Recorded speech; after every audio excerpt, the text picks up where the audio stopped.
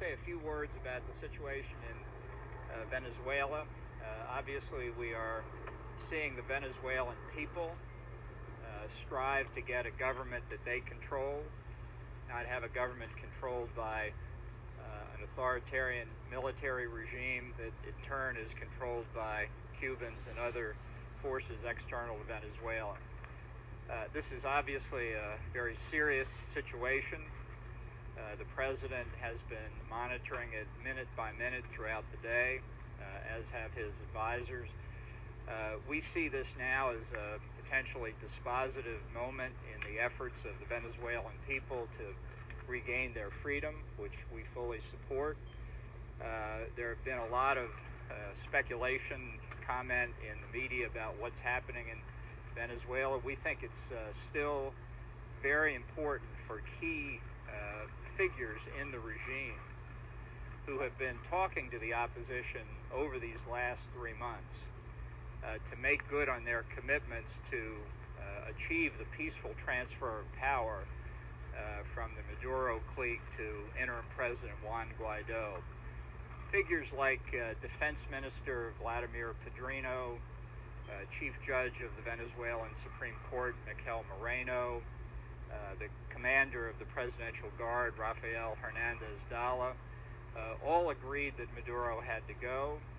They need to be able to act this afternoon or this evening to help bring other military forces to the side of the interim president.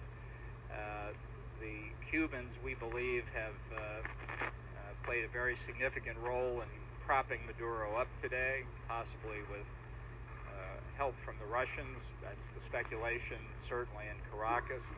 We think this demonstrates why we need Venezuela ruled by the people of Venezuela and not by external forces. That's what we're looking at, and I'd be happy to answer a few questions. Juan Guaido in any danger, sir? Well, Juan Guaido is out on the streets of Caracas now. He's rallying the people. He's called for the people to come out, and they are increasingly on the streets. As I think many of you know, there were mass demonstrations planned for tomorrow. The circumstances of what's happened today in Caracas have called people out all over the country. So Guaido is behaving in the same courageous way he and other figures in the opposition have these last 3 months. We know that over 40 people have been killed by the Maduro regime in the course of these protests.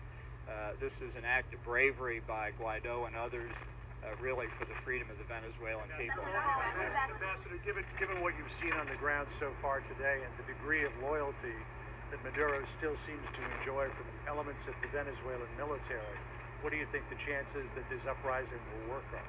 Well, I don't think it's support in the military for the Maduro regime. I think it's fear. I think it's fear of the 20 to 25,000 Cuban security forces in the country. I think it's fear of the consequences if adhering to the constitutional mandate of the interim president fails. But I think really now what we're seeing is the people of Venezuela, this has been building for a long time, that if this effort fails, they will sink into a dictatorship from which there are very few possible alternatives. It's a very delicate moment. I want to stress again, the president wants to see a peaceful transfer of power from Maduro to Guaido. That possibility still exists if enough figures depart from the regime and support the opposition, and that's what we'd like to see. We want to see Defense Minister Padrino, the Chief Judge of the Supreme Court, Miguel Moreno, in particular, Rafael Hernandez Dala of the Presidential Guard. Yes, sir. Ambassador, what happens if Guaido is not able to take power today? What's the next step? Well, I think it's possible this situation could persist. I think the people have shown they're prepared to protect Guaido. We don't see any indication that there's any substantial part of the military that's ready to fire on innocent civilians, their fellow countrymen. We know that the Cuban organized colectivos, these thugs, these motorcycle gangs that the Cubans have put together, are out protecting certain buildings controlled by Maduro, not the military, but the colectivos. This really demonstrates the depths to which the Maduro regime is sunk, that they're using these Cuban directed thugs to conduct their affairs. And it's one reason why I think there's such overwhelming public support for Guaido. It needs to be translated into a transition of power.